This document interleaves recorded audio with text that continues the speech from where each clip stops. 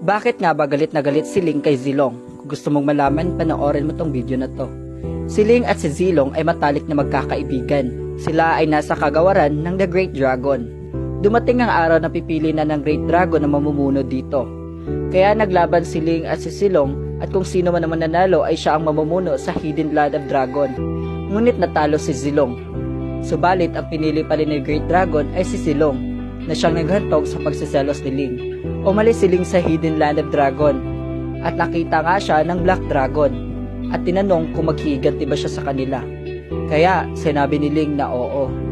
Si Ling ay namalagi sa Karja Riverlands.